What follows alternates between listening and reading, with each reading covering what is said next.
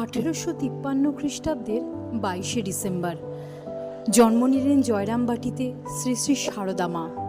আমাদের ভারতবর্ষের মানুষকে এক নতুন পথ দেখালেন। শিশুকালে তার নাম ছিল শ্রী সারদামণি মুখোপাধ্যায়। বাবা মার আদরে আবদারে তিনি বড় হতে লাগলেন। তিনি ছোটবেলা থেকেই খুবই সহজ ও সরল মনের ছিল। তিনি তার বন্ধু বান্ধবদের সাথে, তার সখীদের সাথে খুবই সারল্যময় জীবনযাপন করতেন এবং মায়া মমতায় ভরা ছিল তার জীবন।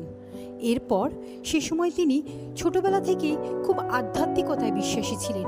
ঈশ্বর সাধনাতে তিনি গভীরভাবে মনোনিবেশ করেছিলেন।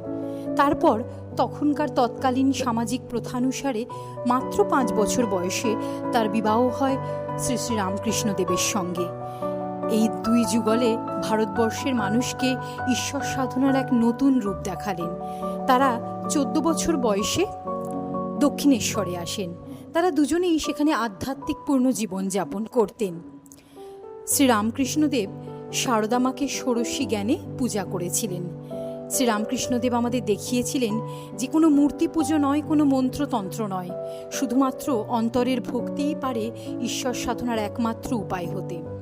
এরপর তাদের হাত ধরে ভারতবর্ষের মাটিতে পদার্পণ করেন। ভারতবর্ষের মানুষের সাথে পরিচিত হন যুগাবতার স্বামী বিবেকানন্দ। তিনি এক নতুন জ্ঞানের আলো নিয়ে ভারতবর্ষের মাটিতে আসেন। তিনি আমাদের শেখান, জীবে প্রেম করে যেই জন সেই জন সেবিছে ঈশ্বর, অর্থাৎ ঈশ্বর এক ও অদ্বিতীয়, আমাদের সকলের মধ্যে ঈশ্বরের অধিষ্ঠান। এবং তাঁর হাত ধরে ভারতবর্ষের মাটিতে আসেন আর এক নারী, ভগিনী নিবেদিতা। ভারতীয় না হয়েও ভারতবর্ষ সংস্কৃতিকে গভীরভাবে নিজের মধ্যে পোষণ করতেন তিনি এই ভারতবর্ষের মানুষের মঙ্গলার্থেই তার সমগ্র জীবন উৎসর্গ করেছিলেন।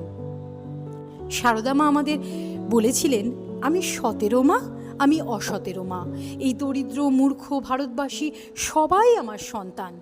তিনি আরও শিখিয়েছিলেন, যা শিখবে তা আত্মস্থ করবে, অর্থাৎ যতটুকুই শেখো না কেন তা গভীরভাবে উপলব্ধি করবে, তাহলেই জীবনের সার্থকতা। ধন্যবাদ।